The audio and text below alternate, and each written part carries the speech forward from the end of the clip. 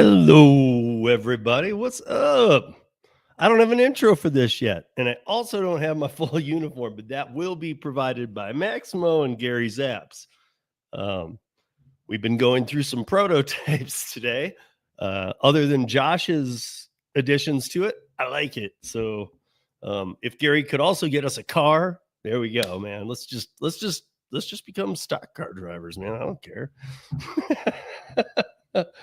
Um, and then there's okay, so let's see who said it. So Gary's in here. What's up, Gary? What's up, Gil? What? Oh, wait, I didn't turn on this. Can I still do it? Yeah, okay. What's up, Gil? What are you ever on time? Funny thing is, you aren't laughing, dude. You're asking me a question. I mean, look, man, does this show have any chance if I was on time? If I wasn't a couple minutes late, something would be wrong. It is what it is. If you know, you know. Traveler, what's happening? Holly, how you doing? Bubba Sue, Derek's in the house, and Lisa. So you guys, this is it. You guys are here for the conversation. I'm in a room that's a little echoey today. I won't be next week when I also have my correct apparel from Gary. Wait till you guys see this. But this is the conversation, a new weekly show where I will spend a few minutes kind of talking about that week's topic, and we can diverge from it a little bit, obviously, but if we're talking about something, I don't want to be talking about something over here that's relative. I mean, I guess relative, we'll have to play it in the now, but the whole point is to get through this conversation in about 50 to 70 minutes. Could be a little less. And if it needs an extra 5, that kind of thing's fine. A lot of the other things that I'm doing these days, I'm keeping to an hour or to 60 to 75 minutes. And it just has helped me format them. With this one, it's going to be a little different because I want all of you to join. Now, obviously, running a show with an open panel and potentially some people I haven't had on here before comes with we got to have 2 rules. We got to have 2 rules. And that's it. Okay. Rule 1 is you got to be respectful of everybody in the live chat. If you come up here on the panel, whatever, you got to be respectful. If somebody says something you totally don't agree with, you're going to have to learn how to be respectful and just, if you're not used to that, if you're used to going off at people, okay, you can't. We can have a pleasant debate and I mean, it can even get funny and heated and whatnot, but everything it's going to be a tough balance. So my job is to be up here making sure everybody's playing well together. It'll take a few weeks to get this going, but it's also to get people who have never come up on panels to come up and talk during this hour about a specific topic, especially when the one is relative to something they do, which all these will be. So the other thing is to watch your language. I think that you guys know, like when I started the channel, I pretty much was no swearing. Obviously, we've had a lot of guests, and Gary's mouth is just crap. But no, but we've had some guests, and so there's been some swearing. It's never gotten out of control. So if it just kind of keeps that kind of tone, because some channels are fine with just going off. It's like I said about some comments, and I'm going to make just this one example. There was an amazing comment made on last 2 weeks ago's 13. There was I've had to do this only a few times, but there was an amazing comment. It was like 7 paragraphs of just very, very good content that was relative. I'm not saying I agreed with all of it, but it was written well, everything. Then there was a last paragraph in that same one that basically bashed on some people directly in the chat or in the comments by name and other things. And I was like, it's not like I can just take part of this, screenshot it, and show you guys, because really the whole comment was wrecked by that. And it was sad because the person had a lot to say. I wanted to hear it. You guys probably would have. I removed it. He didn't use swears and whatnot, or she, I don't know. I looked up the YouTube account. It had been a couple weeks old. So I was guessing it was a burner account of some sorts. But yeah, so that's it. That's the only rules. So after I introduce the week's topic, give a little context, I will post the link up to the stream. All I ask, guys, what are the 2 rules? There are three. Do whatever Steve says. And I'm just kidding. So be respectful of everyone's opinion on the panel. And in the chat. Religion, no. Politics, no. We're not doing that. There will be some politic play in some of these discussions, but we're not going to go down political holes and say, or who, and trade present POTUS cards and stuff. We're not going to have like, this isn't going to get political, but there are some things that we can't avoid a little politics. Gary, that is not a thing. And yeah. And so for you people in the chat, and maybe it won't be this week, depends on who's up here and whatnot, but so many of you have wrenches. I'm really going to count on you guys too, because I don't want people in here being asses. You know what I mean? So with that said, I'm going to put the link in. And if you guys want to join, this is what we're going to talk about today. I made it about DoorDash in 2025. So I'm going to I want to talk about my market and transparency. I want to go through that a little bit. But here is, I wrote down I quickly put together 13, in honor of 13, my 13 minutes. I put together 13 topics that just came off the top of my head. Okay, so this is what we got for today. Or if you got your own, bring it in. Have it be DoorDash related. But I was just kind of sketching it out as 13 worst DoorDash attributes. I put the tier system, top dasher, platinum, blah, blah, blah, violation. All these are violation. Most of them anyway, probably, I think all of them. Well, no, anything that would seem so is a violation of independent contractor law. And we can go, if anybody questions that, I can bring it up. DoorDash, tip stealing since 2017 nationwide. And make a good t-shirt, and something like brands itself as it started in such a date, like DoorDash, stealing tips since 2017. Wrongful deactivations, illegal driver metrics that cannot be used on independent contractors, on time, acceptance rate, customer rating, telematics, absolutely not okay.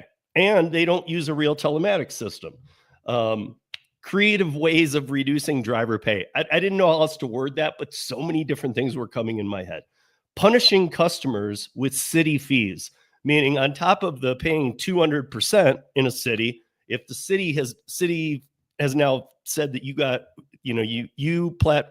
gig app platform have to pay $5 on every transaction. What have they done? If they haven't passed the whole 5 along to the customer as it is, they pass it along as 6 and do their normal thing and add $1 plus make them pay the whole 5 that they have to pay the city, but they want $1 out of it too. Unreal. Punishing customers or punishing restaurant partners. This also blows my mind.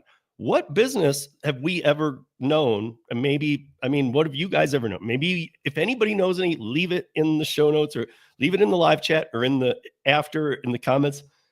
Like what company ever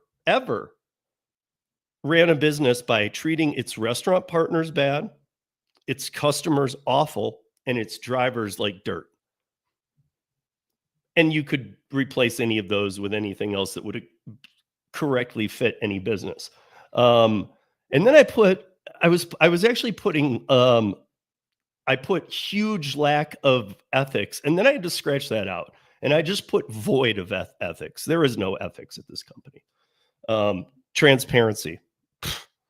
Duh. Allowing overtime. Allowing overtime payments. What did I mean by that?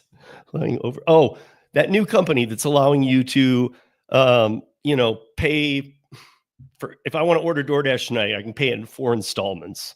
Come on. Hidden tips. Well, hidden tips are stupid because we have record of 2017 to 2019. We have 2019 to 2020 in some states. We have 21. I don't know why 2020 is left out specifically, but we have 2021 to 2023 coming up in some states about them getting caught again for stealing tips, same type of thing. And then they wonder, really, you got hidden tips? This company has hidden tips, and you've been every time somebody's looked into if you're stealing the tips, it's yes. So when the people are out there saying like, oh, that's just, if there's new drivers or customers or whatever saying, oh, that's just conspiracy, they're not really stealing your tips. Like, no, really, they've They've been doing it since 2017. Like they do that. They do. So when people email me and stuff and say, hey, you know what? They're stealing my tips. And I always think they must have got that cleared up. I always, it's like, no, they probably did. They probably are stealing your tips, man. I don't know. Gary writes code all the time, and he can't find out if they're stealing your tips, but I bet you he has a good guess on it. And then base pay. I just put it in there as the 13th one because I'm not really bothered by base pay. I believe more in a bid on service. Like, let's subtotal up your order, and then let's do a bid on service that pays the driver exactly that. Because we're having problems with the tipping mix, how much DoorDash pays, this, that, the other. Just have it based on how fast you want it, what time of day it is, and that kind of thing. How many drivers you have on the road, and that would determine the price of the offers and allow drivers to somewhat put some kind of filter, like a DUH, not Maximo, but GaryZaps.com has driver utility helper too, and so you can use that and do the same thing. So DoorDash, why can't you say just a simple thing? Why can't you say that I don't want to do, and I don't even want to see offers less than, whatever, blank a mile, or less than just a flat dollar amount, less than $15. Maybe you are okay with long miles. But anyway, that's the intro. I want to talk about DoorDash. I want to get it done. I want to slam these guys. They suck. So how do here we go. I'm going to post the stream, you guys. Here we go. And again, I did put out a short video that said, even you trolls. But dude, I'll zap a troll like nobody's business. So if you do come on, and if you're gonna I guess we're just gonna try this. I really don't have another way to do it. So be respectful. I got a pretty good trigger finger, so you'll be gone very quickly.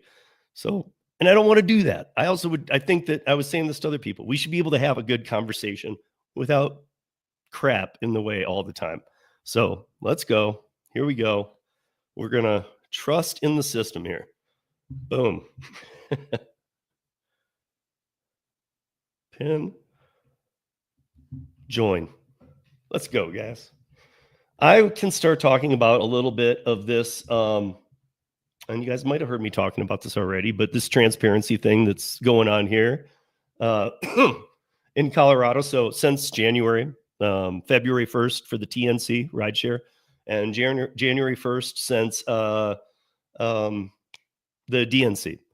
And the reason why DoorDash map is always pink and red, now it never was for me. For the last year, that it hasn't been pink or red for a bottom dasher for a year. I mean that on a Friday, Saturday, and it doesn't matter. Even for the better, I know enough people in this town. We've never seen it pink or red. Now, we had a big problem with illegal accounts.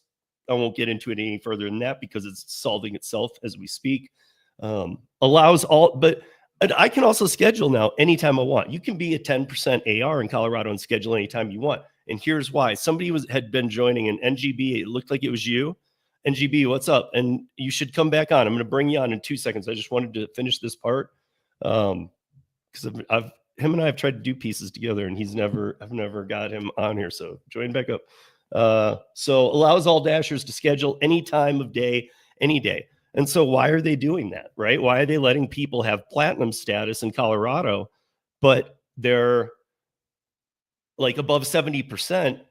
Everybody in other markets says that allows me to dash. Now it's the only reason I need it anymore. Most people tell me that. That's the only reason I need it.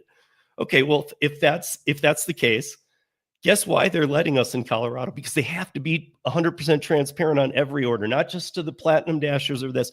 All the orders have to come out transparent. So guess what? Now for sure, they are. I don't know why he didn't add to the stage. There we go. But now for sure they are. There's no difference because the dash now I can turn on my DoorDash right now. It's not busy, but it'll say it is, and it'll let me dash now. Reason being, they want every car out like Uber, and they want as many as possible because they are literally doing what it was originally doing. Closest driver to the restaurant gets the ping. Your acceptance rating, your other BS metrics, none of them matter. So Colorado transparency law, this is why they fought so hard against it.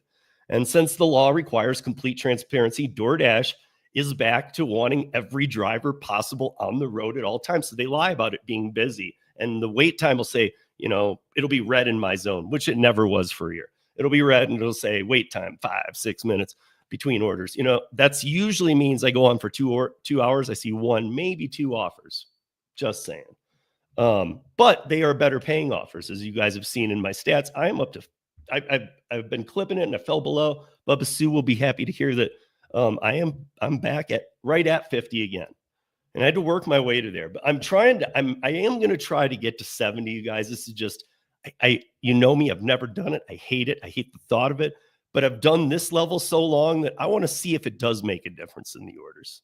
I want to see, because then I can truly tell you, because I've never been a top dash or a platinum, aluminum, crap, whatever. And GB, how you guys doing? I'm good. How you guys doing? I look forward to doing this here on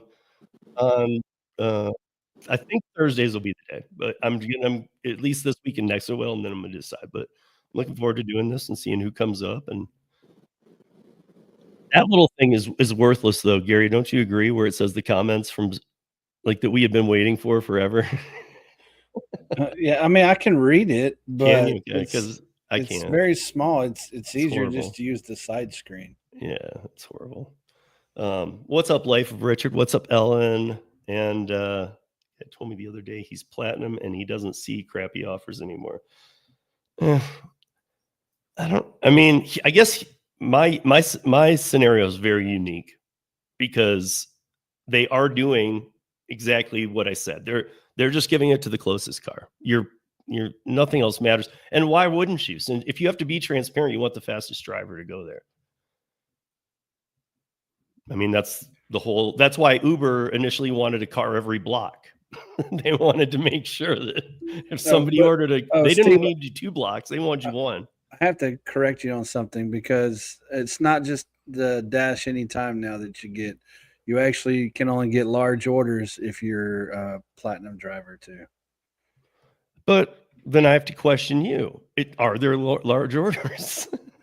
I don't see them anymore. I used to get them all the time, at least once a day through DoorDash before this new tier program. And then once they rolled it out, since I have a 18% except the 20% acceptance rate now, it was actually lower when they rolled it out. It was like 8%. Ever since then, I've never seen a catering order again through them. But even the people I talk to who do see them still have told me, like, dude, they're not good. They're not. They hide them as well. They're like, I get them, and they'll say large order, but they don't have the plus sign. But a lot of the times they do increase, but they took the plus away. You know what I'm saying? And yeah, they're a lot less frequent. So I think they got them worked around in the system a certain way. I don't know how they're doing it, but yeah. Well, DoorDash is like the very last platform that gets a catering order. Right, I was gonna say, I know that with Easy Cater anyway. Like DoorDash is basically like the rescue. Yeah, exactly. Of Easy Cater. Yeah, exactly. Like all the real companies couldn't do this for us. So right. Can you guys run this real quick? Like this catering order pays $8. Can you do it? So you guys are basically saying that most of these catering offers, they're not even getting processed through DoorDash. They're just like a lot. You know what I mean?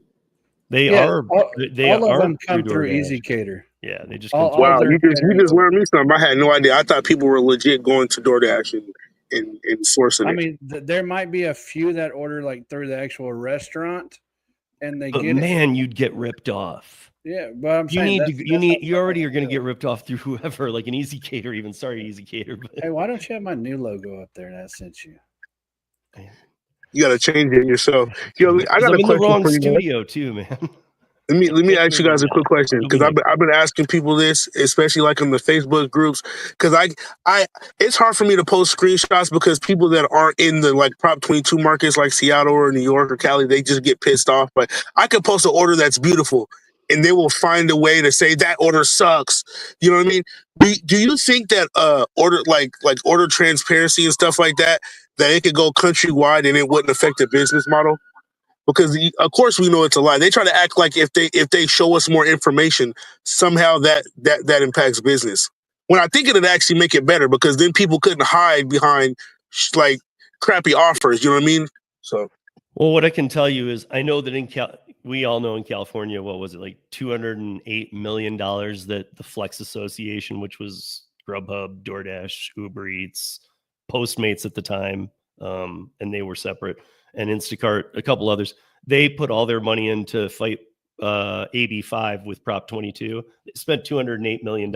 Now, they didn't spend that much here, but they spent more here than in any other state fighting a law that didn't ask for what every other state wanted 120% of minimum wage using their bullshit active time, which is all a lie anyway. That shouldn't even be in there either. Because you're an independent contractor. When you leave your house, that you've started your day. When you come home, it's over. That's the time.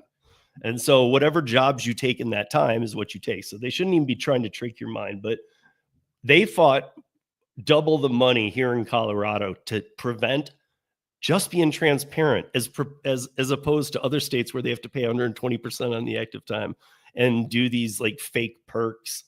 Like, I know the Prop 22 people for a while were saying, well, the medical stipend is good if you're driving over 30 hours a week. And I was like, really? And then by the second year, you could go to the marketplace for insurance and get the same policy, maybe even cheaper, from the same company. It was like Uber was putting a bow on it and charging you $100 for the bow. Yeah, that's crazy. But to answer your question, no, it wouldn't change it. I mean, look at it now. Like Grubhub, they don't like it, is my point, though. They do not like this. But what his question was, is, do you think it would change anything as far as orders being delivered? No, it wouldn't change anything. Look at Grubhub. They show full pay. They don't hide anything. Yeah. People still pick up their orders. And I get some really crappy orders on Grubhub. Does Grubhub even have any of the BS tiers? Yeah, but they're like, it's crappy. Yeah, there's no perks other than the schedule perks. So they have a tier, but it doesn't do anything for I'll tell you what. I don't know what it does, because first of all, I never schedule. It gets rid of the cowbell. I don't pay attention to tiers. Well, yeah, that's my point. Because I would also think, okay, like I'm almost sad if they do, because I feel like they're in last place because they're trying to play the game right. I'm actually trying to find out where probably true. That is exactly what's happening. It's like the good guy never wins, Yeah, they're less shiesty. I actually appreciate Grubhub and how they do it. They're not violation happy. Like, it's like, I understand you're gonna have some people that mess it up, and then they should get a violation. But Grubhub, they're not out here like like for DoorDash, if you're late, you just get a violation at 10 minutes, no matter what's happened. And then when you try to dispute it, 9 times out of 10, they just slap your dispute down and say, "No, we don't care." I'm like, what you shouldn't be giving people violations, because after how many violations, even if they clear them, after how many is the AI at DoorDash just going to try to clip you and fire you? You know what I mean? It fired Marco. It fired Novadash on his day off. He didn't even turn the app on, and that was the date they used. He took a day off with his family. He didn't even turn it on. He didn't even turn it on to look at it, and he was fired for something or he was deactivated for something that day. And when he disputed, he's like, "What day?" And it was a Sunday or whatever. And he's like, "I was with my family. I didn't even try and dash." And at that time, he had over 25,000 dashes. That shows how little they care about anybody. I mean, if they're going to deactivate somebody who didn't even work, who has a great record with them, on a day he didn't even turn the app on, and he's completed 25,000 deliveries in the DC, Virginia area, I'd think that through DoorDash. Yeah, for sure. I don't understand.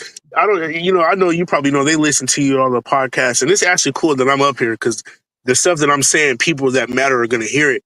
You guys need a community liaison. We need to be talking to people like a representative every certain amount of time, checking in with it. Not no random third-party people that you hire, legit people that we can talk to as close as a union rep is. You know what I mean? Like, because for us to be doing this and being involved in so much commerce, from medicine to freight with Uber to this food to to just the fact that we don't have a person that we could call beyond this customer service crap with some guy in India somewhere.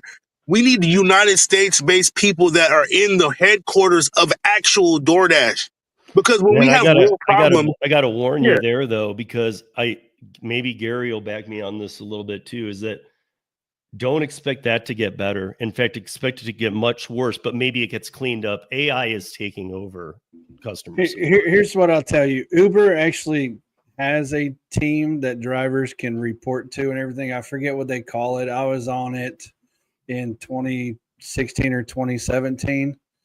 And every issue we brought to Uber, they ignored. They ignored every single one. They said, "Oh, okay." You know, they had their little meetings and town halls with us, and you know, their little Skype meetings, and and we'd bring all these issues, and they'd be like, "Oh, okay." But they didn't listen to a single one. Just saying. Yeah, I saw a video on TikTok that was somebody doing like you know, some TikTok people, everything they create is different from each video to the next. So he didn't have like a long running of these, but he presented it well, and he was like, you know, why? He's like, what is your biggest gripes with these gig apps? And I was reading a lot of the comments. There was a bunch, and I ended up replying copy paste in every one, like, because there was a lot of great comments in there, and I was like, dude, search your zip code, and your representatives. Who's your congressman? Who's your House representative? And if you just Google search that, it actually comes up as a link to email them right there from the Google search. You can just email them. And I was saying, just copy paste what you just wrote here on TikTok and send it to them. And I was like, because what you just did on TikTok is like shouting down a hallway with nobody in it. And if you send that to your representative, you know, so many people are still on the fact. Some people say that, well, that doesn't do any good. It actually does. And people who want only union and to lose all their money and freedom and flexibility and all that are the only people that they want to be employees. Those are the only people writing their congressman. So this is what happened in Colorado. We lived through all this. I mean, we did the town hall. We saw the bill play through. The first bill in 2023 died. The second one in 2024 passed. And so we saw this happen. We saw that we had to split the bill so that there were two, that one was for the TNC and one was for the DNC, because that was one way that they attacked big time. So that's something every state should know. You're going to have to separate them, because that was a huge obstacle that we ran into. So what we had was the TNC bill was run by the Senate and the DNC bill was run by the House. And they both of them passed them through their own houses and then sent them over to the other for approval. They both got passed, sent them to our governor, and they were signed. But in some states, that governor is going to take some talking to too. But through all of this, I have met quite a few people here in Colorado. I mean, like, I was just joking with Gary the other day. I was like, who's your governor? You know, because he's like, we need to get in my state, man. Yeah, I do. We need some kind of now, I was talking to Lisa in her Discord about this earlier, and a couple other people. I think every state, as much as we hate, you know, government regulations, every state needs a transparency law. Just something basic. We don't have to do like California and New York. Oh, we want pay, we want medical, blah, blah, blah. No, just a basic outline. Start from there. Transparency law. That's it. Let drivers make decisions, you know, how they should be making decisions. And real quick, I did post in the chat there, the Uber crew is what they call it.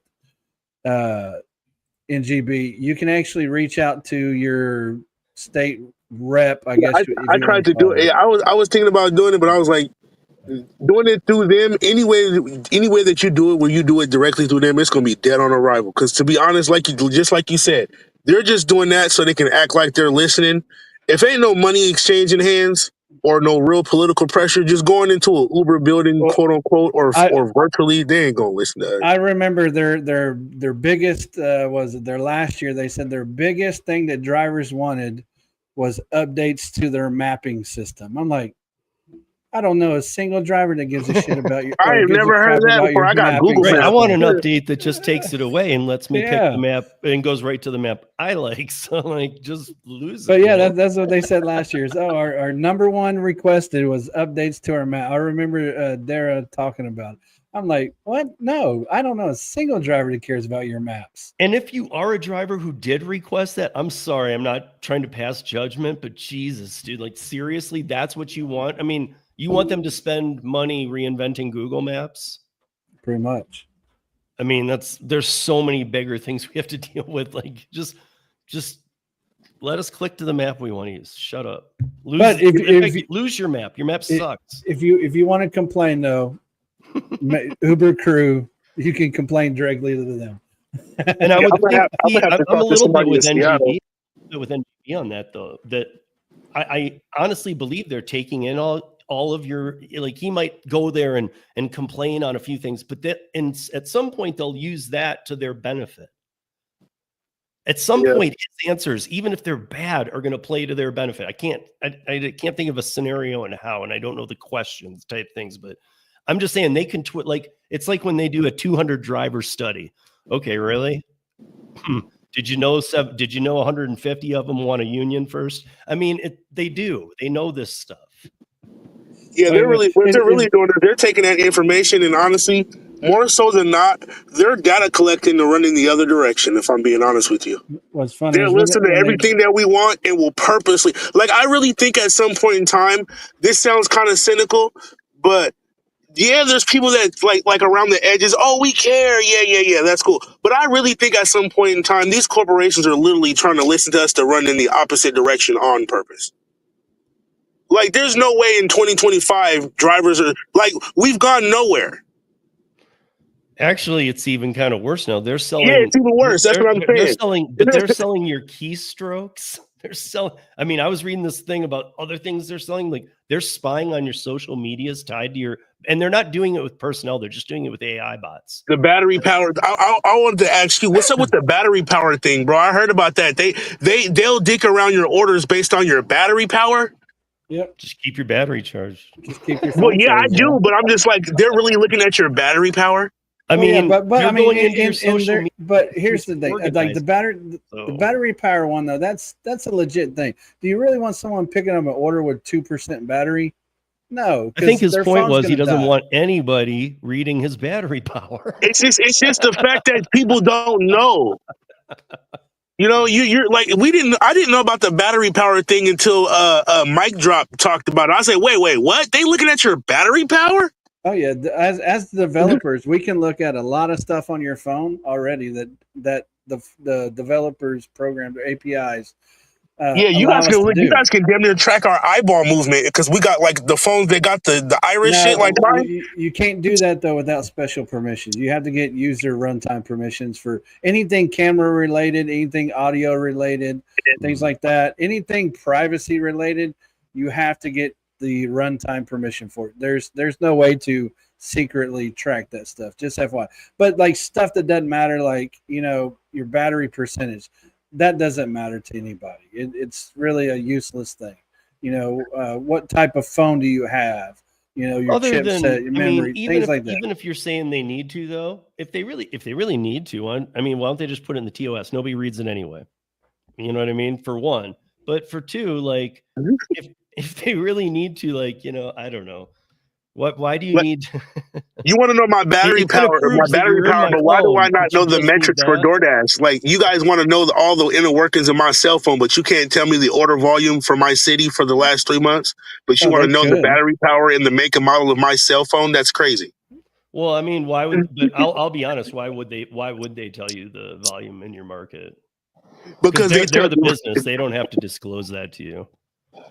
True, I hear you, but it would be advantageous for us to know, because if we're independent, that's like saying that Boeing Boeing is not getting metrics from the government or something like that. Like, these contractors that are like in a more serious quote unquote lane, they're getting metrics and all kind of stuff. I just think it's because we quote unquote have no power. They just choose not to give it to us. But we should be knowing, like, I should know how the Seattle legislation, but I know they'll probably lie, but I mean, you can at least fake it. I should know how that Seattle legislation affected DoorDash's metrics. It should be on the earnings specifically, or at least give it to the drivers that are in that region in a quarterly email or something.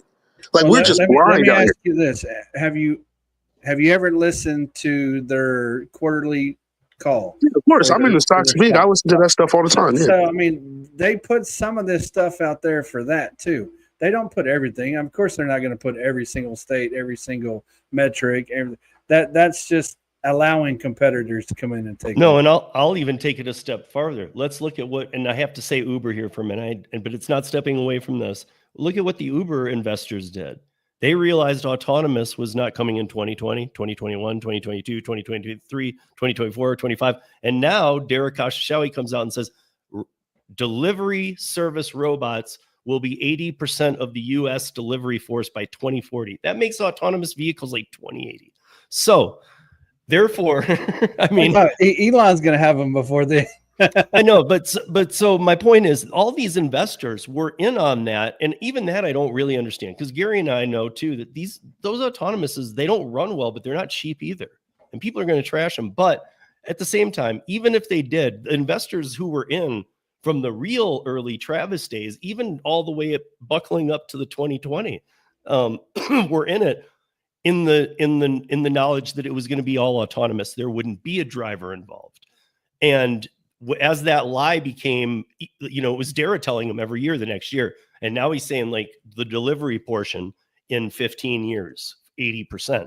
Well, that means that now they've actually got over 6% of that's a huge amount of their investors want a more detailed breakdown on driver pay in the quarterly earnings. So exactly what Gary's saying, they kind of clog things together and say, here's what we pay the drivers. Here's this, here's what we made.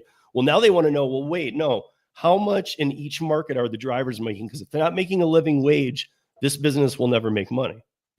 Yeah, because the robots are going to cost more than the people. If we're being honest, it's just the robots aren't going to make it cheaper. It's going to be less liability. You're not going to have to pay a robot's medical. You're not going to have to pay a robot's insurance. You're not going to have to pay a robot unemployment. You're not going to have to pay. You know what I mean? It's in my opinion, to be honest with the robots. Yeah, they're just putting the robots in there to have to be able to cut things without having the, oh my God, it's a human.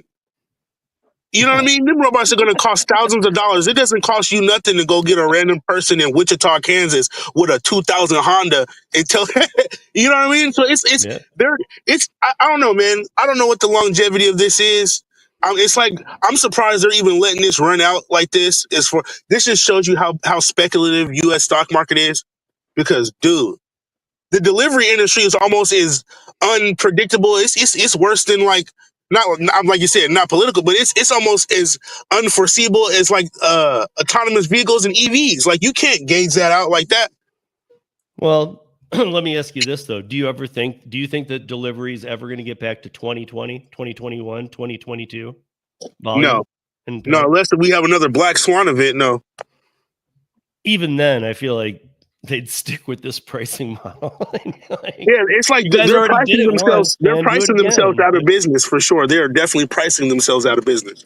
Well, also you have a ton of people coming on that last year it was, and I'll just say illegal accounts because I'm not going to go down that road. But just illegal accounts from Facebook, even deactivated people in the United States were buying them, whatever. But this year it's people being fired or quitting their W-2, but a lot being let off. Whatever. And now they're coming on here like, well, I got to make something. I mean, there are people who have their W-2 said, I'll never do gig apps. I got a great W-2. And if I get fired, I'll go move on to this one. But now they can't. And now they're doing this. Here, I'll play devil advocate here. That's for sure. Everybody likes to blame Uber or Lyft or DoorDash. No, we love to blame. You should really be blaming drivers. Well, I mean, in all honesty, all of them. Any of them that take crap offers, for one. If you take any crap offers, you're part of the problem. If you take high mileage offers, newbies just you're part of the problem. Especially a newbie that doesn't know anything and is just like, I'm just going to try this. They think they have to. But that's most people, though. That's most people. That's what I think a lot of us fail to understand. It's a lot of people out here. I say 80% of the delivery driver market, they don't understand the knowledge in the game, bro. I know so many people that just do this. They think they're filthy. They turn their app on for a year. Oh, I'm doing it. No. Even me, bro. I've been doing this since 2020. I didn't really understand the game as far as legit. I understood probably until about 2 years ago, 3 years ago, when I started understanding it's they're running against you. You're fighting an uphill battle. Every year the market's getting worse because there's more people online. That's just overhead in itself. But there's so many drivers that don't understand the game. They don't even understand that there's dialogues like this happening. They don't understand that there's people like Rideshare Garage, Rideshare Rodeo, like they don't even know you guys exist. So they're just out here taking stuff. Oh, I got a $7 offer. Like, I know so many people that don't even know that this community of enlightened drivers exist. That's the problem. I know people is blaming the drivers. They don't know. They literally don't know. 85% of the gig workers in the country are part-time, and Yeah, or like exactly. 65% of them are under 7 hours a week. 85% are under whatever it was. 15. Yeah, they just know they turn on their order and get a BJ's offer, and they got extra, I don't know, whatever money. They're the driver. They're not right. They're not going to jump into. They're not going to jump into the politics of this. They don't care. Yeah, they don't care. I mean, look at how many of them go around and play these tier system games.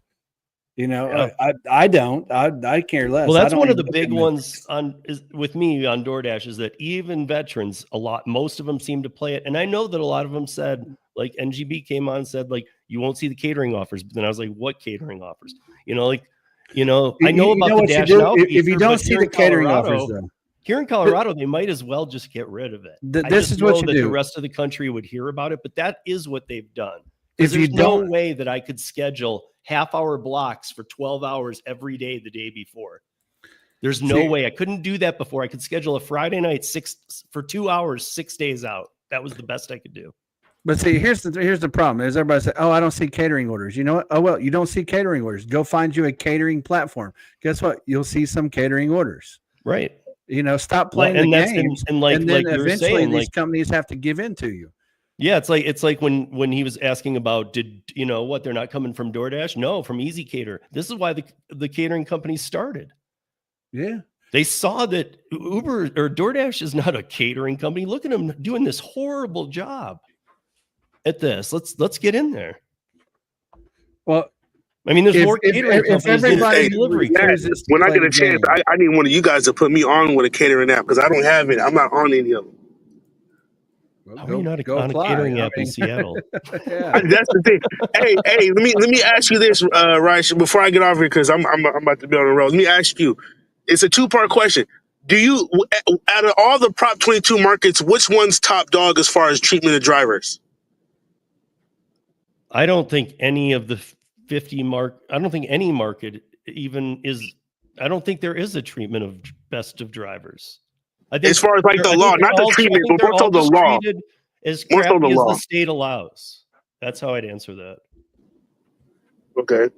Now, as far as the Prop 22 markets, which one do you think has the best like baseline infrastructure as far as like what they're doing?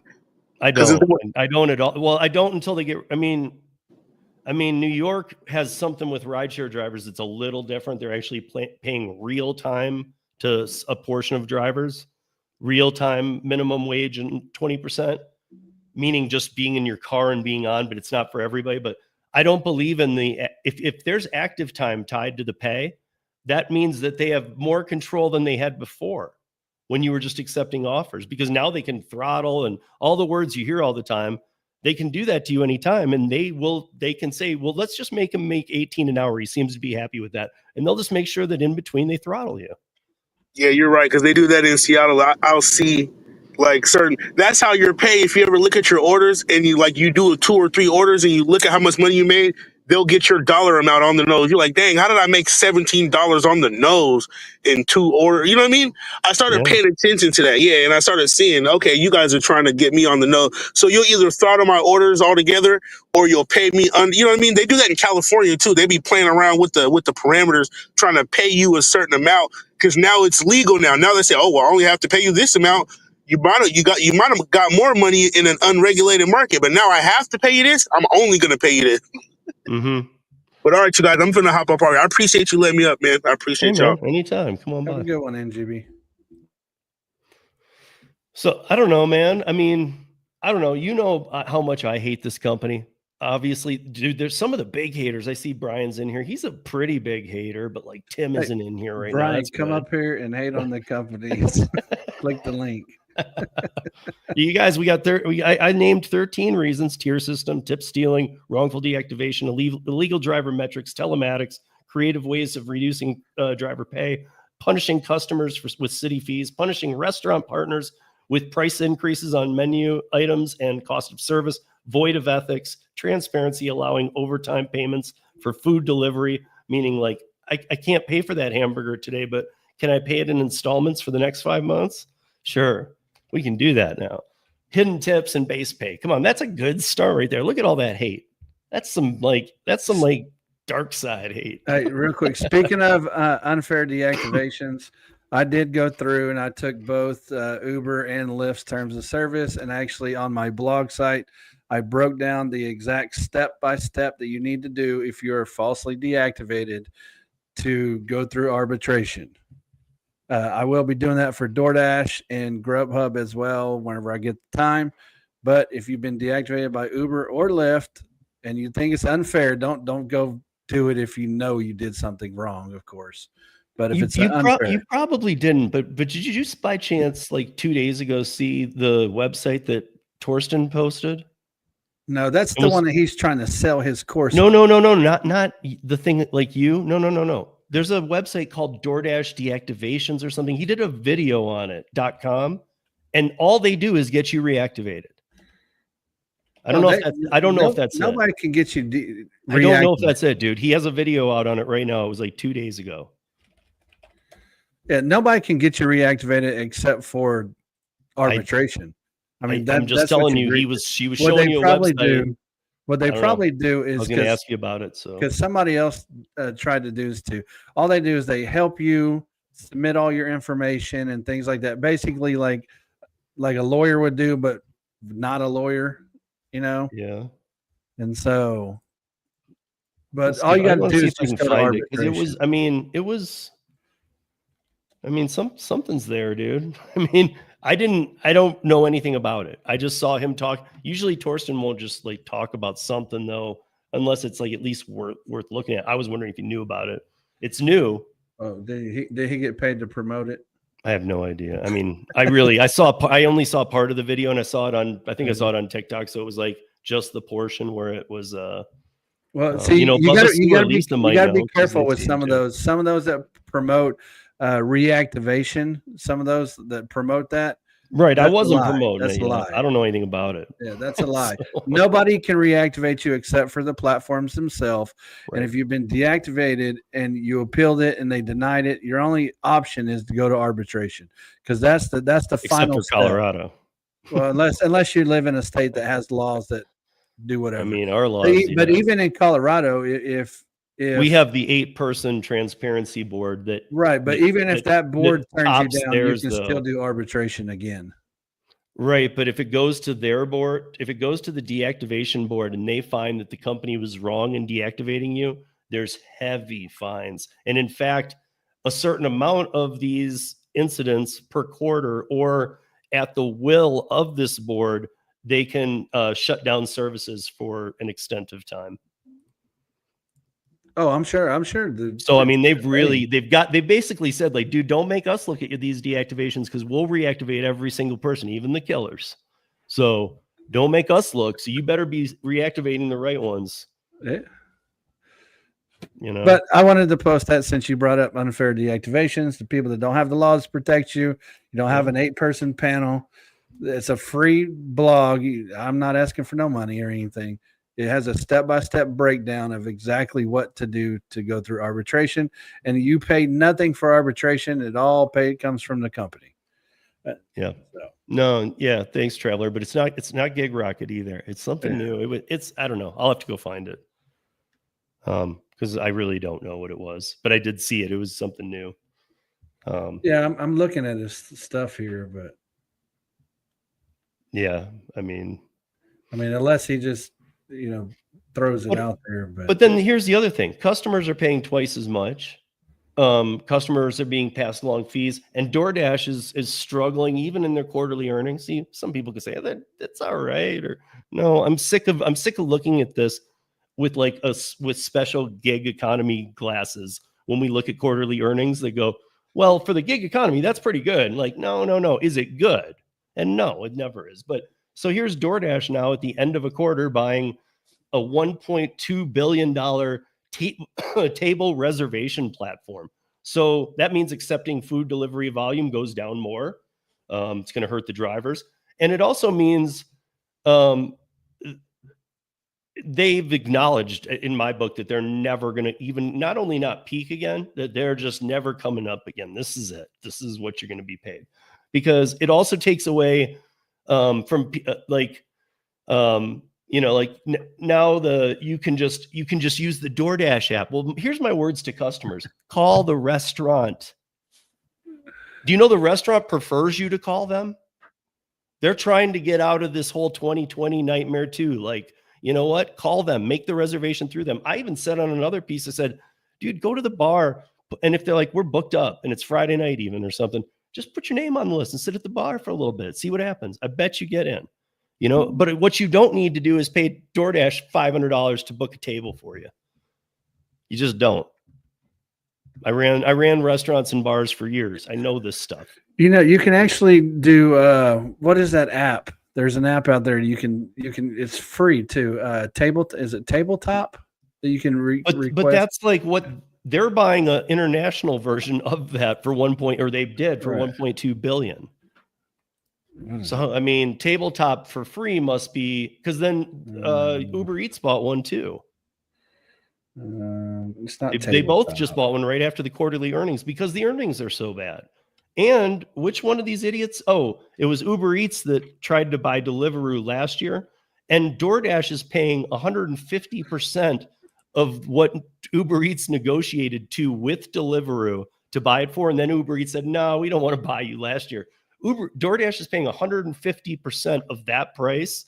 And Deliveroo is performing way worse than it did last year. So they came in and said, what did Uber offer you? $2 trillion? We'll give you $4 trillion. Well, it's really not worth much anymore. We'll still give you $4 trillion. Give me it. Want it. I like the kangaroo. Come on, dude. I like the kangaroo. I mean, this is just trying to take over things and show that they have the dominance. But I mean, they don't even have they're not even making the money anymore. They're just trying to find a way to be the dominant one that can be around to monopolize. That's how I see it. I mean, even in this country, I hear about markets where people are like, dude, DoorDash this is rare. But when I do, and if I hadn't been to one myself, I almost wouldn't believe it. But there's some markets where people are like, I do way better on Uber Eats than DoorDash. Okay, great. And there's a lot more volume there. I go to Durango all the time, and I've got great friends there. And guess what? You can't get DoorDash there, but you can get Uber Eats. Like I was shocked. I mean, it's not a huge town, but it's big enough. It's big enough for sure. Like, it's weird they're not there. But I mean, why don't they just start splitting up cities? Because there's people who are Uber diehards. There's people who are like, put your money into the cities who do good and just give up on the rest, man. But they already do that though. I mean, because you think about it, you think Uber really advertises to where I live? It's like a population of like a couple thousand people. Uber ain't advertising over here. But yet if I turn on my app right now, I'll still get Uber offers from down the road, and it'll go down some country farm road that I'm not driving my car down. So I mean, they already target their major cities. They know what they are.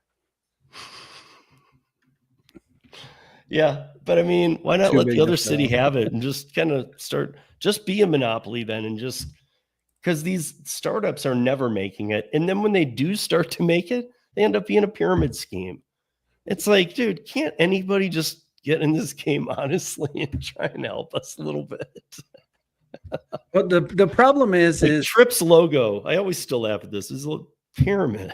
Well, here's the problem. Like, I actually looked this up, Steve, because I was, I'm like, it can't be that hard to start a rideshare company, right? That's what I was thinking. It can't be that hard. It's just money. It's just a lot of money. It really is. Even your state fees and then your insurance. That's the majority of it right there.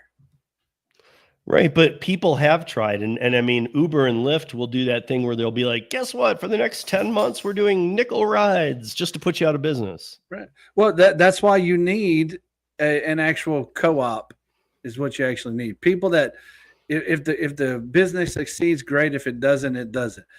But like for example, as long as your overhead is covered, that's what you need. You need like a very small group of people that can do it. That doesn't live off the money, let's say, that has another job. Because let's be face it shouldn't be a full-time job to run an app. I mean, Yeah, that's kind of, Life of Richard was talking about cooperate before you were saying that too. Oh, sorry, Richard. I didn't even see that. No, it's kind of weird. Yeah. You guys totally timed up on that one. Yeah. I mean, that's what it needs to be, though. It needs to be a co-op of people that understand that, you might not get paid next week if there's no incoming money because they decided to run it for 10 months. But eventually you will get enough foothold in that one town that, they're going to have to give up on their nickel rides or else they're just going to be losing money. Right. I mean, here's my question though. Like the turn and burn or the churn and burn, that was working with all the illegal accounts. Now it's working because of the whole just mess with jobs in general. And I mean, I do believe there is a point coming, like when the W-2 market starts resurfacing and fixing itself a little more and correcting. I do believe that then what? Who do you have next? Because you've churned and burned them all, or so many. Well, that's why they want autonomous. But now we know that's all fake. I mean, we always knew, but it's fake fake, in that. I mean, unless you consider real, unless you consider. I consider fake if it's not going to be here. And see, I don't think Uber or Lyft definitely is never going to have autonomous vehicles ever, because let's just face it, they are the bottom feeders of rideshare. Yeah. Whether you like it or not, Uber is the king of rideshare. And Lyft's just stupid too. I mean, and I got to say this because even Gary and I were joking, like during the pandemic, like, why don't you start a food delivery barn? Idiots. Like literally. Yeah. People in their houses were selling food, Tortino's pizzas and stuff. Like Lyft couldn't even figure out, hey, guess what? We got a database and we could probably deliver food. Well, I mean, like 75% of my app users do more Uber than they do Lyft. Yeah. It's just how it is, and so Lyft, we don't really have to worry about. They're gonna be like Grubhub of the food delivery. Lyft, that's what Lyft is. They're just going to try and hang on as long as they can. I mean, there are companies, maybe they all need to get together too. There's Dumpling for grocery. There's Dumpling was going to have Dumpling Vacation. Now they have Prepped Vacations. Holly's doing both. Prepped is actually, it's only available in if you go to preppedvacations.com, you'll see it's only available in high tourist area towns and whatnot, but you're setting up Airbnbs and hooking people up while they're there. And they have concierge and you get in with people. And people are tipping them off to your business. You get a website in your name. There's Hum that I think there's another one too, but Hum, Mike Drop Barbecue, Jeff, he used to talk about that one. And then there's another one too, where it's co-op. Why don't they all just start to get together? Like, hey, yo, Dumpling, meet Hum, right. meet Prepped. Co-op. And that's what you really need. You need a co-op of business. But that would be a powerful one. Right, but you need that. You need a co-op in order to take over the big business. You have to, because you're never gonna have the money that Uber has. You're just not. You're never gonna have the money that DoorDash has. I don't. But care. You also don't need to want to take over Russia and India. Right. You need to start small. And you don't need to go fight the taxi drivers in Spain. It just focus on the U.S. and pick up just like the catering apps did. Yeah. I mean, most catering apps, DoorDash can't handle this. So that's what I say. Most catering companies, they start out in one city. Once they get that one working really well, then they pick up another city. And that's what you have to do. But all these new companies, they try and come out and they're like, oh, this city's kind of dying out for us. Let's try and expand. Why are you trying to expand if you haven't even got a foothold in your current city? Because they think that expanding to a new city is going to bring them revenue. I mean, because maybe that just power of minds too, put Hum and all these guys together who were smart enough to try and start these co-ops. Let them tell you about Arizona, where Hum is. Let Dumpling tell you about Seattle, where they are. Those are much different, but start melding your minds. This is how these tech companies grew. Yeah. They grew by ideas of other people. I mean, when you're just in Seattle and you're going, this will work, like maybe it won't, or there's some other co-op ride shares on the East Coast. I know that Marco was in one in DC. But Steve, me and you both know this though. Companies are greedy. They just are. Because I mean, just with my business, me and you personally, we've reached out to my competitors before and we've tried to link up and they don't want to. Why? Because it hurts their profits. If I make any money, it hurts their profits. Even though overall our combined technology could battle something bigger, they don't care. Yeah. And so that's how some of these companies are too. If you try to get, like Hum with Dumpling, well, that might eat into some of their stuff. It might take away tech or I remember Dumpling, and I know you remember this when I first had him on the podcast. I've had him on a few times, Joel. Like when I first had him on, remember he was talking about, we are looking at in LA, they were starting rideshare. They were starting this rideshare option. And then he was like, hell no, dude. So obviously he needs that. He needs a rideshare company to come on board. Right. And it doesn't even have to be a big rideshare company, just something small that you can coexist with, and slowly branch out both parts. You can share tech. That's the big You can thing. share databases too, because that's a big part too. There's really the marketplace is tough for people because in the case we're describing now, you're gonna be building your own business. A little help would be helpful. I get that it's your business, but well, I mean, you don't have to give up the rights to your business though. You just have an equal partnership. No. I mean, where they're doing a little more with their marketplaces, a little more of bringing customers in and letting the customers pick who they want. They can go scroll through the people. You can cross promote. I mean, look at that's what I'm saying. Uber and Uber Eats wasn't always the same thing. By the way, a lot of people don't know that. Back in 2014, Uber and Uber Eats was not the same thing. And right. So, I think like Uber Eats, the Uber app, before they bought Postmates, Uber Eats was its own thing. Yeah, it was. That's what I'm saying. Uber Eats separately, Uber was competing with Uber Postmates. app. Then they bought Postmates, and then they included Uber Eats. Well, the Uber app did not have Uber Eats in it, and the Uber app did not promote Uber Eats to customers. It was just like, hey, you need a ride, here's a ride. It wasn't until way later after they bought Postmates and everything. Yeah, it's really not hard to actually create the rideshare app itself. That's what I'm saying. It's all money. It's getting your licenses, your permits, your insurance, and all that stuff that actually and then promoting it to customers. And that's why we laugh at them, because it's like, we're tech. You're not shut up. If you say you're tech again, I'm going to shove a dirty sock in your mouth for real. Like, you're not tech. You're a dispatch that doesn't even have people running it. You have an algorithm running it. And technically, Richard, you can actually go out and buy the white label software that does all that for you too. They just rebrand it into you, kind of like what Ola does. The Ola app, the rideshare app for. I know about it. I don't know what they do. Or they do that's weird. Well, they do rideshare, but they have a pre-built app that's white labeled into their brand. But other companies use the same exact app. I see. It's what is that?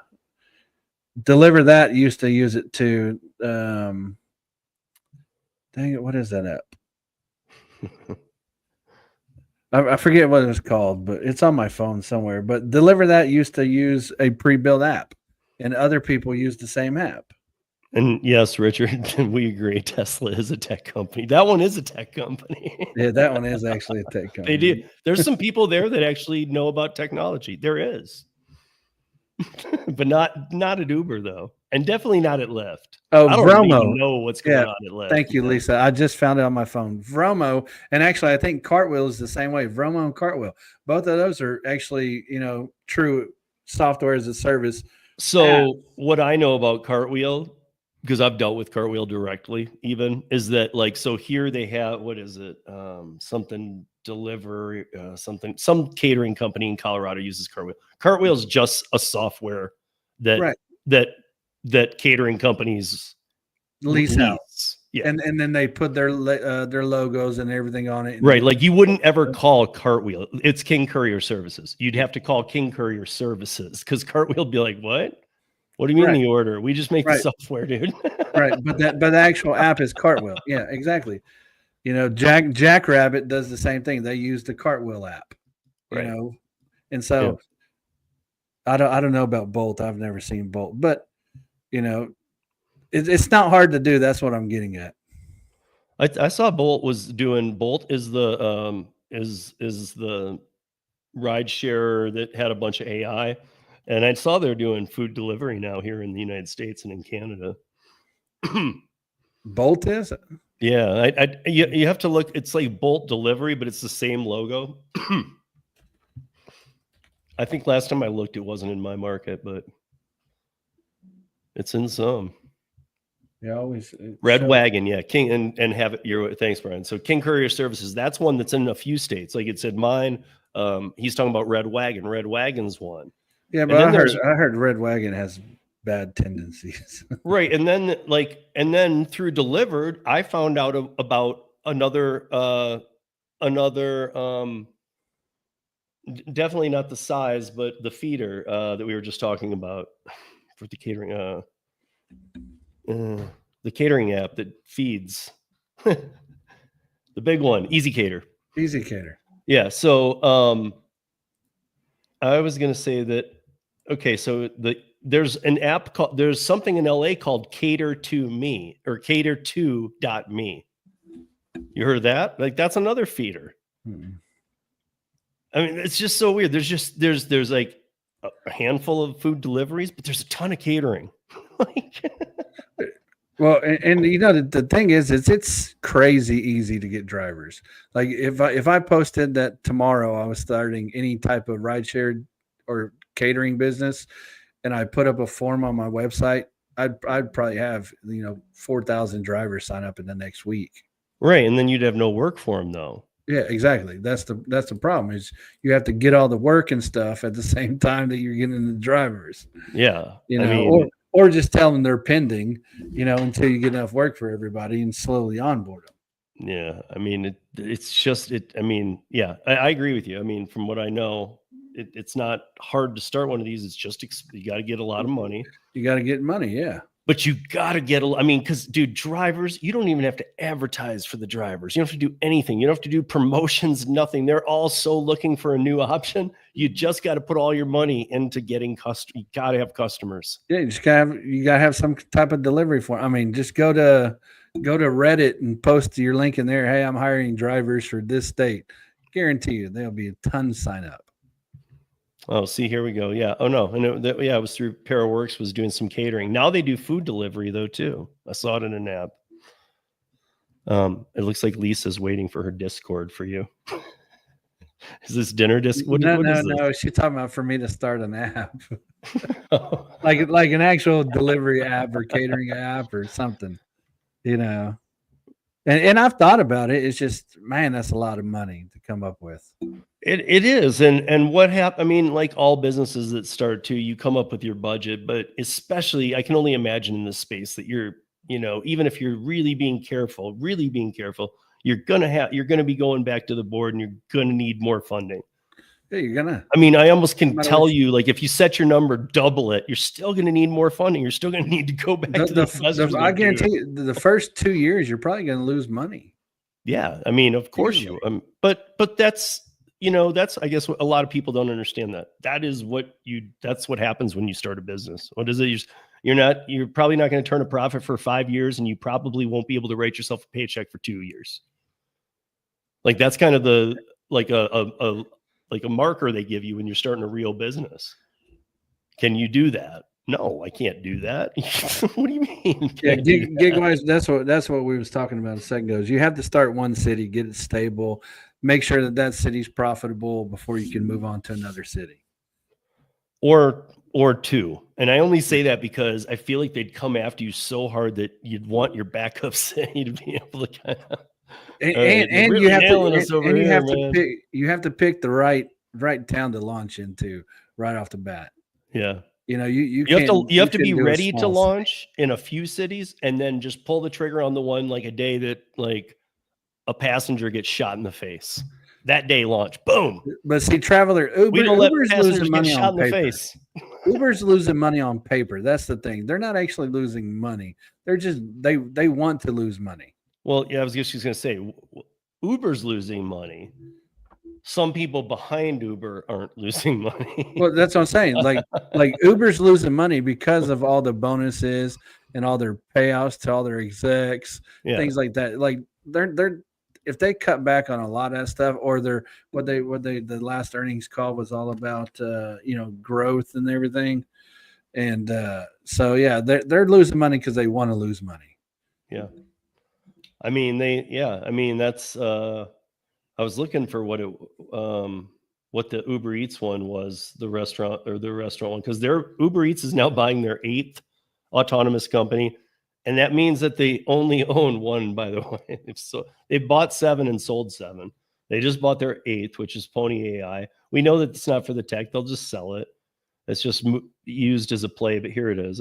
This is, I think, the article I was in that says what Uber Eats bought. Open Table is what it's called. Oh, that's the one I was telling you about. Okay, well, that's the one it ain't free for Uber. They had to pay a bunch of money for it, bro. Well, they're dumb because I've used that app and all I did was, I don't know how. Last week Uber Eats shared details of its deal with Open Table, the country's largest reservation provider. So they've taken that over. So let's Uber Eats book restaurant tables inside the app. Really? Wow. Or I could just call the restaurant like a normal person. Yeah, or I could just go to the restaurant because there's always time. Does it say that it costs or? It says Uber will add a new Dine Out tab in its delivery later this year for reservations, exclusive discounts and deals, and in-app ride booking. So they're promoting the fact that, guess what, dude? Not only can we book your table, we can get you a ride there and back. Really? Shocker. You're a rideshare company. Right. And here's my guess. Why would I want to book that? Because how do I know when my dinner's going to be done? What if I stay around for dessert and an extra drink or something or whatever? There's always an Uber driver a block away. I don't need to book it. Idiot. Now, I'm actually looking at it right now. Open Table actually charges a lot for the actual business to use their services. We should have thought of that. Where were we on that one? I know we can still do it. I came from that industry. You develop. Hey man, why don't we make an app where these morons can book their table? I know that you can just call the restaurant, but seems like everybody doesn't want to do anything anymore. They can just use the app and we just charge them $100. Well, some places you actually had. Some place that I booked because it's like fine dining, like Valentine's Day, things like that. You actually can only do it through their app. So this is Holly's other. By the way, guys, this is Holly's other channel. There you go, Haunted. Holly. Haunted. Man, I'm one with the chat tonight, right? We're saying all this stuff at the same exact But time. she's saying that they have exclusive on right. Some. Okay. Well, I'd like to know. It would only make sense in my area. I would like to know. I need to see who's exclusive in Denver to make sense of that. Because most places I know in Denver would never be exclusive with an Open Table. Well, if they're paying like the pro is $4.99 a month. So if they're paying $500 a month for a booking service. But I'm just saying everything here books or close to it on its own. So it's like they're not going to give up they're not going to be telling customers, sorry, go to Open Table. You're going to have to pay more. No, I don't think that they'd be exclusive, but well, I think that's what she's saying. Some restaurants only do reservations on Open Table. Right. Yeah, there's some in Florida the same way. Well, of course, Holly's from Florida too, but yeah, some of the places that me and Donna went by our house in Florida, they only do it by reservation on Open Table. You can't call them because they don't answer. But they're fine dining restaurants. It's not like it's Applebee's, It's nothing like that. It's high dollar fine dining restaurants. So in the same Fast Company article about those, though, and this is where DoorDash acquired their stupid thing, because theirs was $1.2 billion for, and theirs isn't even about the United States. Theirs is more to get them on a global stage in weird countries. Sorry, weird countries, but yeah. So the National Restaurant Association just did a release of some data which said 37% of adults order delivery service once a week. Okay. I mean, But that seems high to me. I don't know. why? Because you have to have a mansion and you have to get Klarna so you can get a 4 payment to get a burger. Is it Klarna or Klarna? I don't know. It should be called colonics, like that thing that goes in your butt and clears your whole body out. Because I mean, let's face it, dude. If you have to break apart your burger into payments, you need a new plan. That is true. Like if you have to take $14 and divide it over 4 payments, you got bigger issues. And I have life. till September to take care of that. Like, No, actually, you know how that you do know how that works, right? So you don't get to pick when the payments are. It's going to be you pay the first payment now, and then each week they take another payment for the next 4 payments. Actually, I do know, and the only reason I know was because I recently used it for Airbnb. Yep, that's what I was going to say. Because I use it for Airbnb a lot whenever I travel because it's convenient. What's up, Holly? Hey, Holly. Holly waited till the end. She always waits till like the end to come in. Well, I'll tell you later why. But anyway, I had to come on and defend Klarna because I use it all the time for my Amazon purchases if I am buying a bunch of shit from Amazon. Okay, but now we're talking about Airbnb and Amazon, not a burger. And I've used it for Airbnb before. But have you bought a burger with it? Have I or would I? No, I'm just kidding. No. Yeah, would you? No, I'm not using it for McDonald's. No. Okay. Yeah, thank you. I mean, I don't know. I mean, I wasn't real familiar, but when I saw it on Airbnb, I saw what it did. I saw the option it gave me, and I'm not even sure, to be honest, that it was that much of a ripoff. If you need to do that, it seemed a little sketchy. Like, dude, if you can't afford the Airbnb, just don't do it. Like, they're not every week; they're every 2 weeks. By the way. For what? No, I just did one. It was every week. You had to do it. I've never done it. I've always done it every other week. So for the next 4 weeks. For the next 4 weeks, you're paying. Uh-huh. So when I did, it took the total. Yeah. And it divided it by 4, and that's what I pay for the next 4 weeks. Right. So when I was doing that for Airbnb, it did it for 3, and it did it once a month. Yeah, no, mine's always every 2 weeks. I'm looking I wonder if it's depending. So it's on probably the price. just based on what you're doing and how much it is. I wonder if it depends on the price.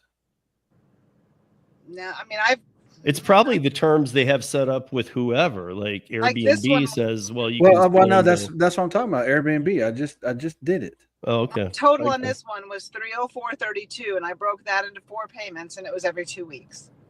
Let me see here. Hey, Hulk Smash. What's up, George?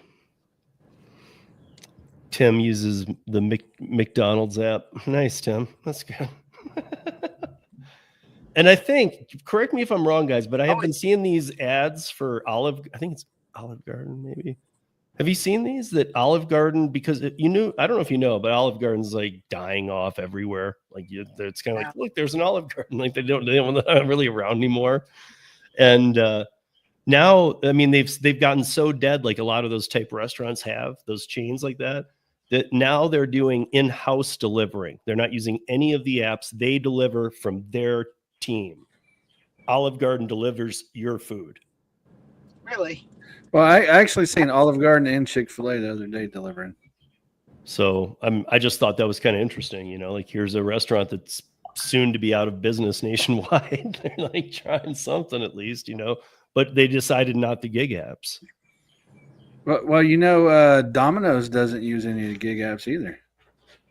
Well, Domino's just signed a deal this week with DoorDash. Did they finally? Mm-hmm. Oh, wow. I didn't know that. Yeah. I mean, I think the gig economy is the smoke and we say smoke and mirrors, but I think it's the smoke and mirrors of how they're going to get rid of humans for robots. So like,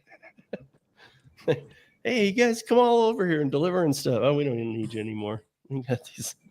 I mean, I saw the Elon robot that can just watch YouTube videos and cook you dinner for $20,000. What the hell? Well, nobody wants to even buy his cars anymore, so. Well, but you know what? Idiots will, like lazy people will buy his robot if it can do their shopping, their cooking. And it even said, in the ad I saw on TikTok, it was, and this was like from this last week or something. It's real recent. It said that it's been now trained to babysit. I was like, that is the scariest thing I've ever heard in my life. You're going to leave a baby. That's a horror movie right there. Terrifying. Like, you better have a couple HD cameras in different parts of the room when you leave, because I want to see that mass murder. But what would, I mean, I can't even wrap my head around that. Can't even. Yeah. I mean, because if you have cameras, if you see something's going wrong, you can't get there. I mean, who would leave their baby or even their toddler? I wouldn't even sleep around the damn robot. I wouldn't leave an 8-year-old or a 10-year-old. I wouldn't sleep around it, though. It would kill me. Like, no. That's right. You live outside chained to a tree.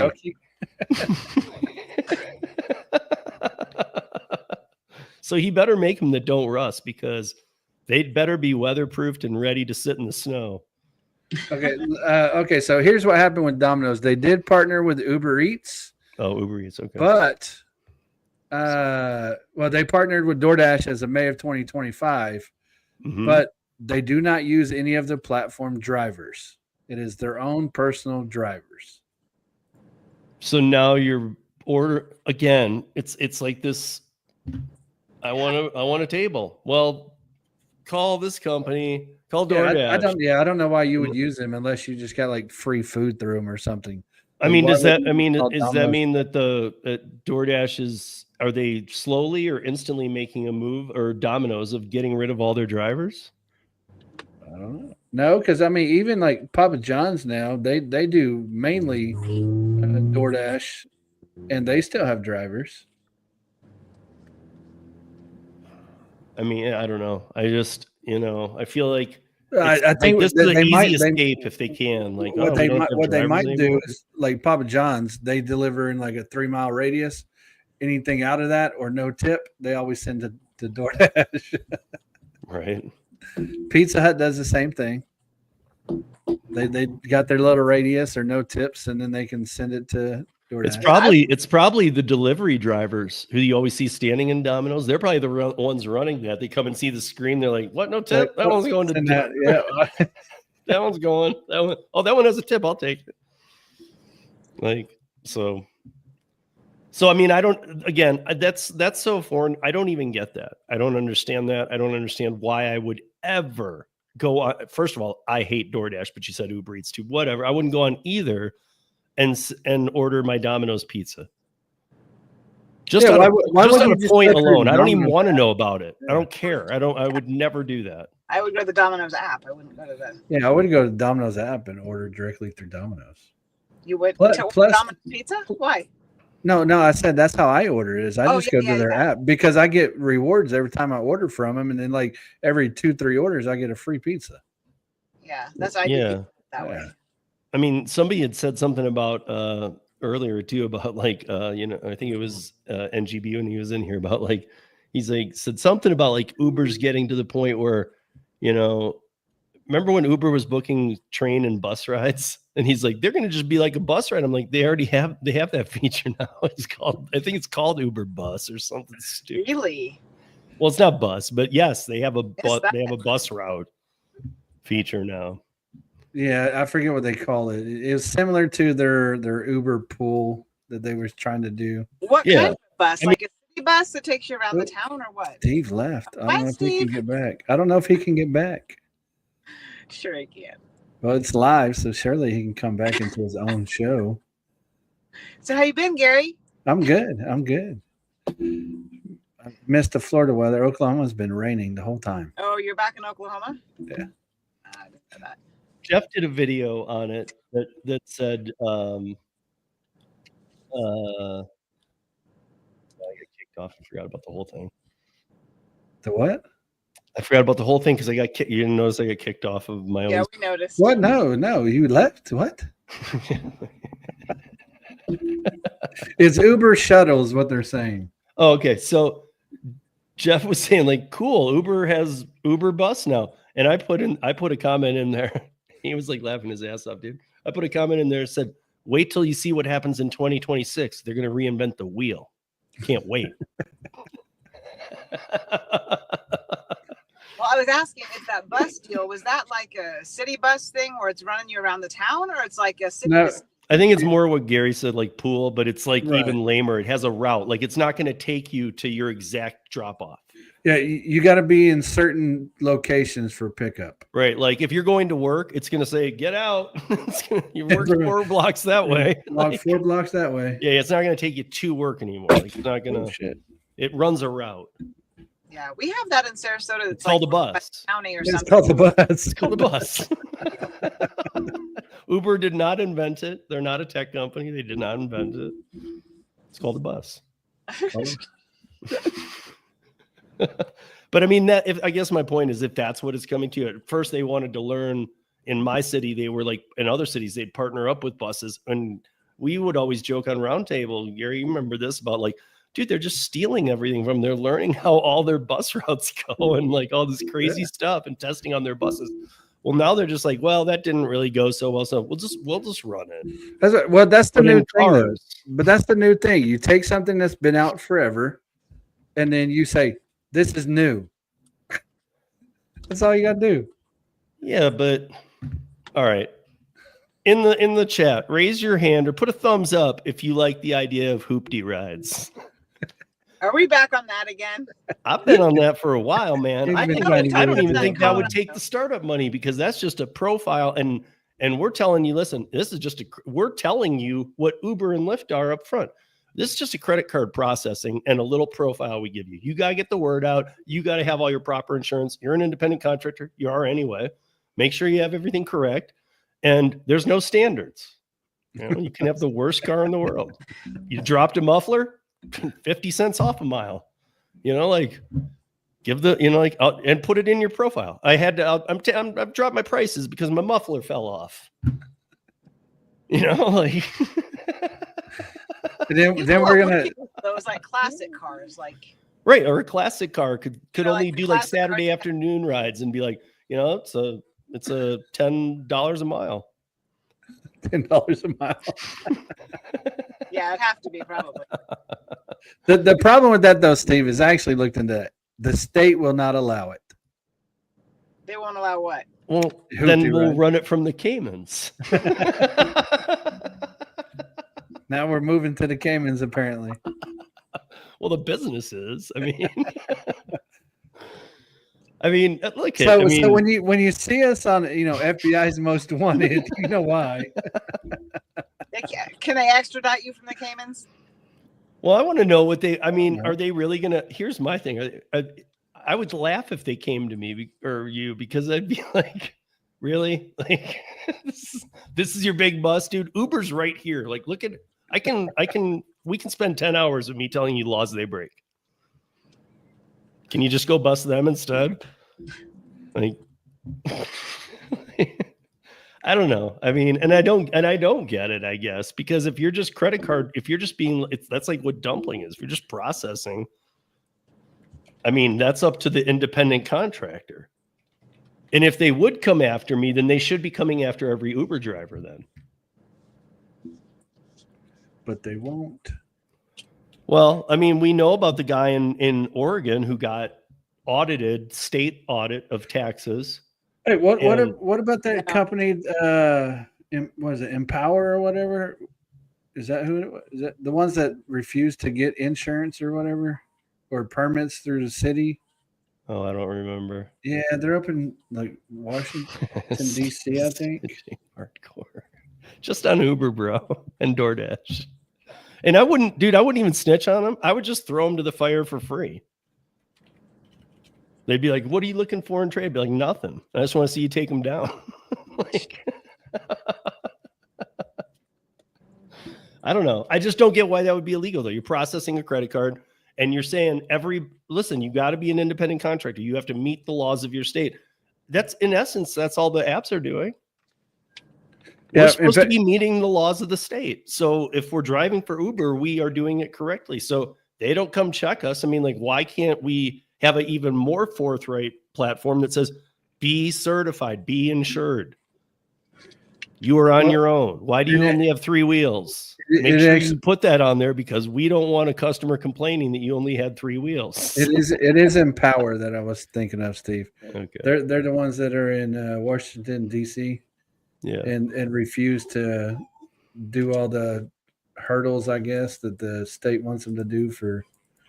Oh, be a I rideshare did company. remember that. I just didn't remember if it like whatever happened. I kind of thought it maybe went away, like they weren't really coming after him or whatever, and they just were going about business as usual. But I hadn't heard their name in a while, so you're probably right. They probably just shut them down. What not? They're still around. Oh, they're just they're just They operating without Yeah, following. they're like whatever. Right, they're like- doing what they're like the other companies just tell you guys whatever. That's what we're just Yeah, saying they- whatever, dude. We're not gonna Yeah, do. a Superior Court judge issued a cease and desist. You know, the Attorney General told him to stop. Yeah, they filed a lawsuit against them.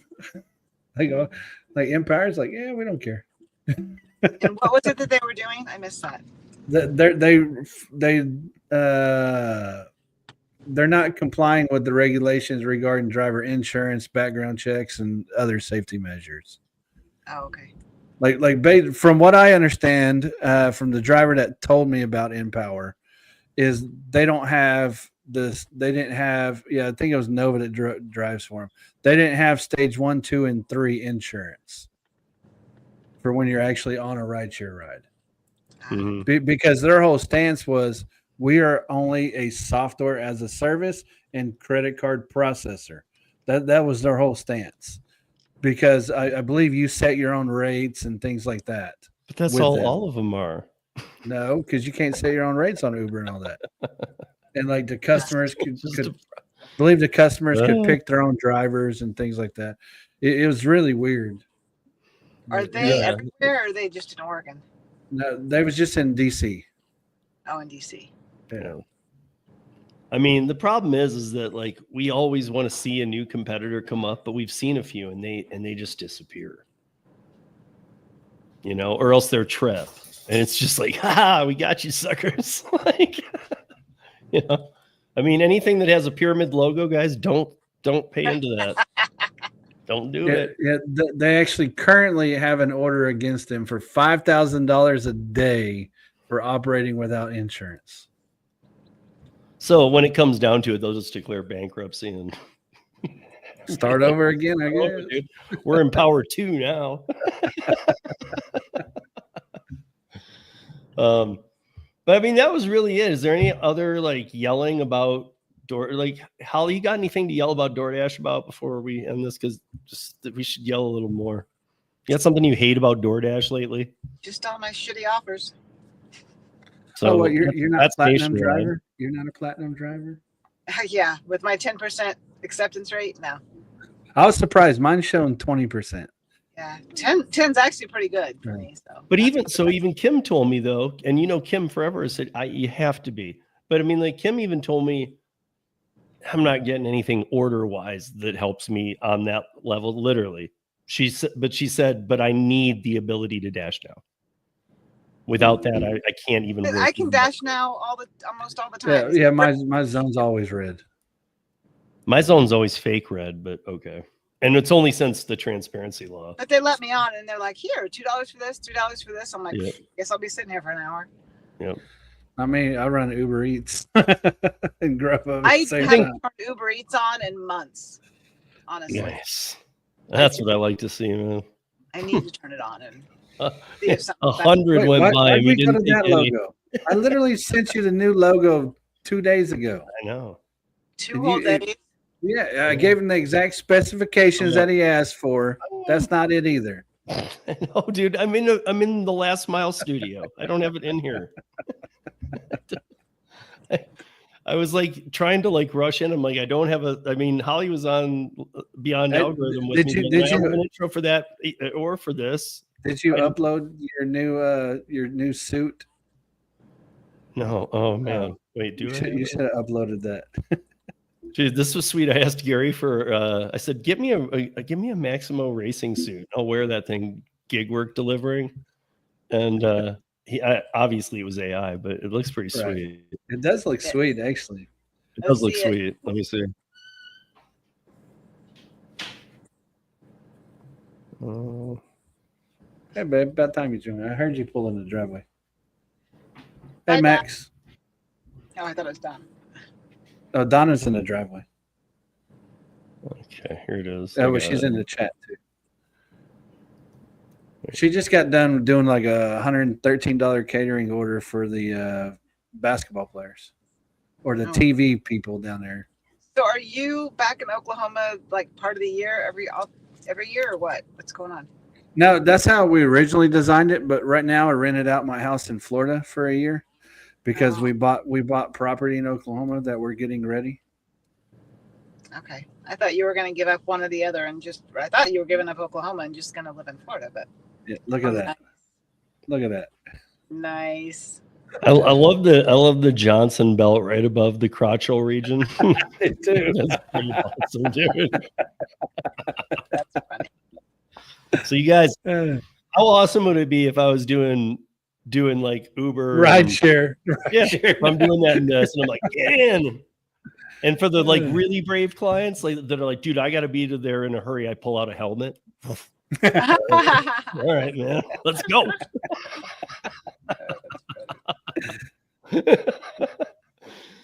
You know, but yeah, that's all I wanted to get through. I guess the beta went well. One of my concerns was the you know, who would join and whatnot, and I guess we'll see that down the road. I don't know, because the point is for anybody to join. Obviously a troll knows how quick I'd zap them though, and it would, I mean, hey, I'd be like, gone. We'll just have to find something that's very controversial to talk about, and then you'll get more people that are like, bah, bah, bah, bah. All right, Yeah, like next Thursday. Why are there so many trolls on YouTube? No, I already got it. Next Thursday, we're going to be talking about this thing between Elon and Trump. No, so don't miss out on that. Or at least that's the title. And then we'll be like, wait, you know, like, I don't know. Yeah, don't get me started. Don't get anybody started. I know. I feel like you got all different directions on that fight now because of his post today too. Like, oh boy. Yeah, I don't waste my time to read it. Donna made $269 today off of gig work. Look at that. Wow. Well, no, the if you didn't know, I mean, as we get out of here, I just have to say, if you didn't know about the post from today on X, I mean, it was about a couple hours ago. Yeah. He did say Elon just kind of went off, and he's like, Trump's all over the Diddy files everywhere. No, Epstein files. Oh, we already knew that. Ooh, yeah, but he was like, but then he accused like elected officials in Trump's administration of covering it up by name. That's why he's not talking. I mean, that's slander and libel and all kinds of shit, dude. I wouldn't want to be anywhere near any of those people right now. I mean, yeah, it's pretty funny to follow. But yeah. So join us next Thursday. We'll cover more on that. Yeah, we'll pick something else to pick on, man. You know, the point is to get a conversation going and see where people are at in their other market. I want to hear about I wanted somebody to come up who said, dude, why are you guys always bagging on DoorDash? I have been on it for 5 years and I've made $100,000 a year, working 20 hours a week. You want somebody to come lie to you? Yeah, I kind of just wanted that. What's that guy doing? The guy that was in Hawaii that was doing really good. How's he doing? I haven't heard anything about him for a while. Dash Your Life Hawaii. I mean, you got to remember, like we all do, that, I mean, you know this too. We talked about it, but cost of living for there is like just wow. Where? In Hawaii. Oh, in Hawaii. Yeah, well, and oddly, especially Honolulu, like that's not. If I moved to Hawaii, it wouldn't be there. But it's crazy expensive there. Oh yeah, I know. Yeah, I mean, it's doing though because he was doing he's live right now. I mean, in a fish, he was saying in a 400 square foot efficiency, like just outside of downtown, was about $4,500 a month. Wow. It's kind of like $100,000 in California and $100,000 in Oklahoma. Completely different. Night and day. Right. Yeah. $100,000 in Oklahoma, you can maybe buy the state. at least the mayor or two here in Illinois too. So. Yeah. Well, But I mean, like that's a factor too. Everybody always says market to market. That's one of the biggest factors of market to market. What the hell you spend? I mean, I spend way too much to live where I live. I know, Way it too Mr. Money Bags up there. I mean, look at now. Gary left because he's like, dude, I'm not spending $10 million to be in Florida. No, they're Florida and Oklahoma is the same price range. Really? There's no difference because I had no. She's from Florida, and even she said It really. depends on where you are in Florida too, though. That makes a difference. No, it also depends on how you spend money.